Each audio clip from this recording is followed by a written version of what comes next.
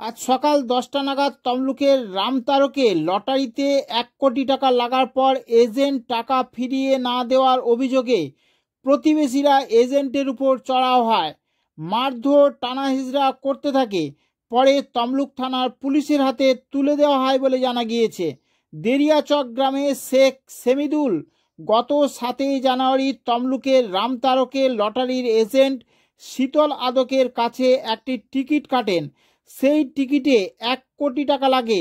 সেই বিষয়ে জানান লটারি এজেন্ট শীতল আদক।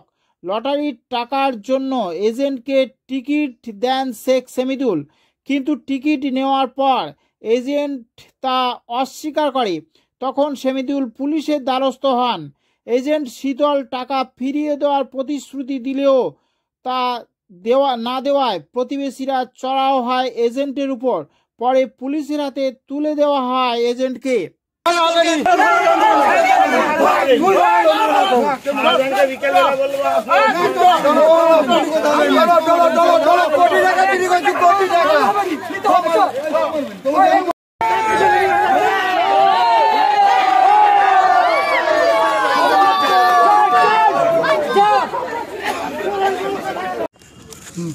মূলত কি ঘটনা ঘটেছে? রবিবার দিন 7 তারিখে 6টার যে খেলাটা ছিল, ওই খেলাটায় আমার ভাইপো সোনা একটি টিকিট কাটে 9340। আচ্ছা, ও টিকিট কাটার পর ওর টিকিটটা নিয়ে বাইরের দিকে চলে যায়, চাউমিন দোকানের দিকে। যাওয়ার পর ওখান থেকে যে দোকানদার, সে লাইভ খেলাটা দেখার পর বলে যে সোনা তোর টিকিট লেগে গেছে। এইবার সোনাকে নিয়ে লাচালাচিও করে। লাচালাচি করার পর বলে সোনা তোর টিকিটটা দে, তুই কালকে সকালে আমার থেকে পয়সা নিবি বলে ওর কাছ থেকে টিকিটটা নিয়ে নিয়েছে। সেই পয়সা নিয়ে এবার ওকে থানাতে নিয়ে গেল। ওখানে একটা ঝামেলা হলো। ঝামেলা হওয়ার পর থানাতে নিয়ে গেল।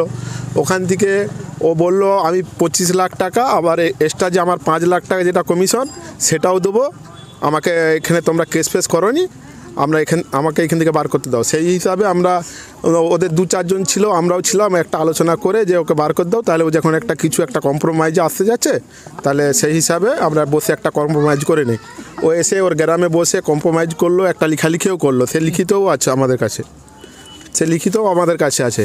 25 লাখ টাকা দেবে, উপরন্ত যে 5 লাখ টাকা যেটা কমিশন সেটাও দেবে। এই অবধি হয়ে বলে রয়ে যায়। তারপরে টাকা দিবার 2 দিন পরে ডেট থাকে। এখন আমরা আজকে টাকা চাইতে, ও আজকে বলছে আমি টাকা দিতে পারবো না, আমার উকিল টাকা আমাকে দিতে মানা করছে। তারপরে কি করলেন আজকে? তারপরে ওই যারটি লেগেছিল লটারির টিকিট, ও আজকে বাজারে গিয়েছিল, ওকে ধরে বলে আমার টাকা দে। এই নিয়ে একটু সমস্যা হয়। তারপরে স্যাররা এসে আবার নিয়ে যায় ওকে। পুলিশ কি নিয়ে গেছে? হ্যাঁ, পুলিশ নিয়ে গেছে।